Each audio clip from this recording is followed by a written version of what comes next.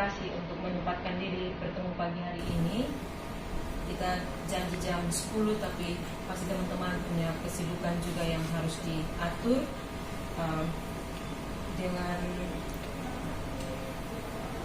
MSH kami bersepakat untuk undang klasis-klasis dan panitia-panitia yang kami lihat punya event tahunan untuk perayaan Paskah. Jadi kemarin hadir itu kawan-kawan Pemuda Genit Lingkup Sinode, juga panitia prosesi Paskah yang direncanakan 13 April. Kami juga ada pertemuan dengan Ketua Klasis Kota Kupang Timur dan teman-teman panitia yang sudah bikin rencana besar untuk acara kolaborasi perayaan Paskah di Klasis Kota Kupang Timur. Nah, yang tidak sempat kami bertemu itu Bapak KMK Kota Kupang kemarin tidak bisa hadir karena mungkin ada kesibukan pelayanan, serta kawan-kawan kami yang kami tahu setiap tahun itu ada event besar Jalan Salib. Dari penjelasan yang kami dapat kemarin dari Dinas Kesehatan Kota Provinsi Nusa Tenggara Timur, hadis mari Bapak Wakil.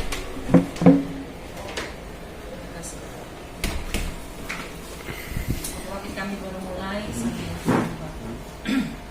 jadi saya jelaskan kepada teman-teman Bapak Wakil mengenai kepentingan kita dengan mengundang sahabat-sahabat muda ini dengan Bapak KMK menindaklanjuti percakapan kita kemarin. Dari pertemuan ini kemarin itu kami dapat penjelasan dari Dinas Kesehatan, Pak Kadis Kesehatan mengutus seorang dokter dari Dinas Kesehatan itu ahli paru, mungkin juga warga Genit, dokter Nixon Paot. Dia menjelaskan dengan sangat baik kepada kita apa sebenarnya yang sedang kita hadapi. Dan juga ada hadir Rektor Undana dengan Dekan Fakultas Kedokteran Undana, Pak Budi Komesa itu. Dia adalah dia punya studi kepada komunikasi masyarakat. Jadi kita dapat perspektif yang cukup banyak. Ada sejumlah dokter hadir. Ibu Dr. Sri dari Dinas Kesehatan Kota Kupang, Pak Nixon Paot yang memang sepertinya dia disiapkan Dinas Kesehatan untuk studi tentang hal-hal seperti ini.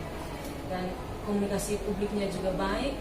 Lalu Pak Komesa, Dekan Fakultas Kedokteran, ada Dr. Christine Lada dari FKM, ada Ibu Imelda yang istrinya Pak Billy Gana, dokter di Fakultas Kedokteran Masyarakat. Sejumlah kawan yang paham itu kita minta mereka punya bantu kita juga dari perspektif medis dan dari macam-macam dari kesehatan masyarakat juga, perspektif kesehatan masyarakat.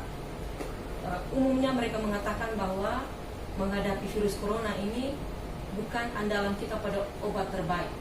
Kalau obat terbaik, Italia kurang apa dengan obat terbaik? Cina, Korea, dan seterusnya. Tapi yang kita hadapi ini virus yang membutuhkan kerjasama sebagai komunitas. Dan karena itu peran gereja menjadi sangat penting. Unsur-unsur masyarakat sipil dan pemerintah mesti bahu-membahu untuk keadaan yang sekarang ini. Dan mereka jelaskan beberapa informasi yang sebenarnya kita sudah dapat lihat juga di media-media sosial kita. Kapasitas yang ada sekarang untuk menanggulangi kalau dia menjadi darurat itu sangat terbatas. Dr. Nixon kemarin bilang hanya 5 tempat tidur kalau ada kasus gawat. Sedangkan orang bisa jatuh korban banyak sekali. Dan saat seperti itu dokter-dokter akan kewalahan, dokter-dokter juga bisa angkat tangan. Dan kita akan susah sekali mengelola situasi kritis. Dari perspektif tanggap bencana hadir juga Om Haris Ematan, Om Winston Rondo, Om Sylvester Ndaparoka, kawan-kawan kita yang cukup terampil dengan tanggap bencana karena ada bencana di mana-mana mereka hadir. Dan mereka ajak kita berpikir dua hal, strategi mitigasi yaitu pencegahan dan strategi kontingensi atau kedaruratan. Gereja mesti siap dua hal ini. Gereja dan pemerintah 5 pilar mereka sebut. Salah satu pemerintah, dunia akademik, dan macam-macam termasuk masyarakat. 2 strategi harus kita siapkan. Strategi mitigasi atau pencegahan dan strategi kedaruratan atau kontingensi. Dan peluang terbesar kita Salam Bapak Wasit. Ya.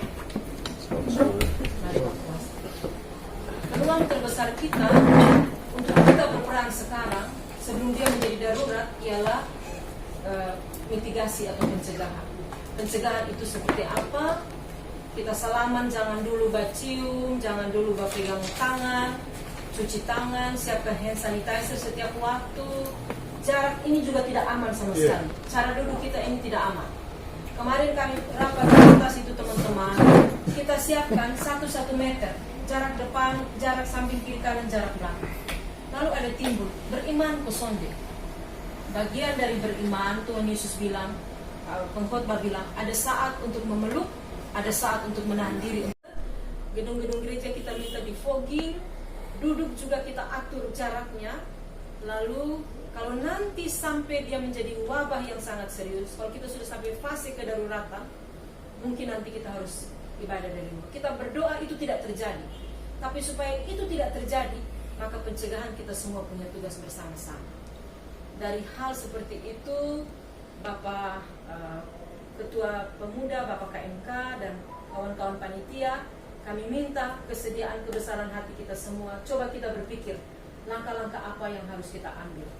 Jadi terima kasih, Ketua sudah menyampaikan ide dari apa yang mesti kita bicarakan, kemudian dengan bersikap. Karena itu silakan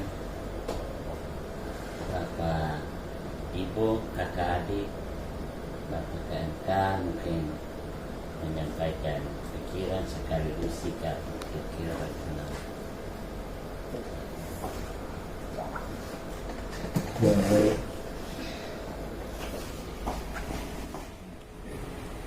Nah, kita tidak menduga bahwa tahun ini ada bencana bukan nasional, tapi ini sudah skala internasional. Banyak negara yang sudah mengalami itu, dan kita pun negara juga bersikap dari pusat sampai ke daerah. Ini bentuk antisipasi yang baik, tapi saya pikir kita dengar dulu dari BPP Muda. Situasi sebelum kami sangat seperti yang diberikan. Ketika kami buat kegiatan besar yang melibatkan wali kota, melibatkan orang lain, dan sinode tidak pernah berhenti. Sedangkan undangan setiap tahun kita sampai, tidak pernah kita alami. Itu isi hati kita sebenarnya. Yang kedua, saat kegiatan begini, terus kita dipanggil untuk bicara, memutuskan hal yang sebenarnya di luar kendali kita. Ini sebenarnya sakit sekali. Karena kalau melihat persiapan kita ini sudah setengah jalan, sudah banyak sekali biaya yang dikeluarkan. Biaya bukan sedikit, sudah puluhan juta yang kita kasih keluar, dan ini dari kantong kita masing-masing. Jadi hal yang sebenarnya menjadi bahan pertimbangan kita, menurut saya tadi malam waktu kemarin yang telepon, sebenarnya rasa berat untuk negara pasus itu sudah berhenti. Yang harus dipikirkan kita sebenarnya, kalau dampak kan sudah ada, bagaimana supaya kita bisa memutus pelataran kita dengan upaya-upaya kita. Kita perlu menyikapi secara iman. Nah, semua itu tentu pasti akan menimbulkan diskusi-diskusi, tapi gereja mau tidak mau gereja harus menginisiasi pertemuan itu dan mengambil langkah-langkah itu. Korea itu berawal dari gereja, dan gereja pada waktu itu menganggap remeh. Sekarang kemarin informasi gereja digugat, karena ketika informasi itu disampaikan kepada pimpinan-pimpinan gereja di Korea, mereka karena katanya iman itu hanya bersifat hubungan individual dengan Tuhan, lalu mengabaikan cerita-cerita keprihatinan dalam konteks sekarang gereja digugat. Tapi kita tidak karena takut digugat itu, tapi bahwa kita undang teman-teman ini untuk kita cari jalan keluar bersama. Memang ada pergumulan di sekitar sekarang. Persoalan teman-teman di Klasis Kota Kubang ini adalah kegiatan ini kan ini lebih penekanannya kepada aspek spesifikasinya di situ, kepada aspek penderitaan. Kemarin di Dengan pemuda saya bilang begini, justru ditunda ini menjadi kesempatan untuk mengelaborasi tema-tema teologis yang kuat di situ.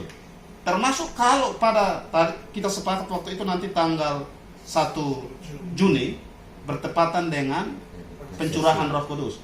Di situ bisa mengelaborasi tema-tema teologis di situ.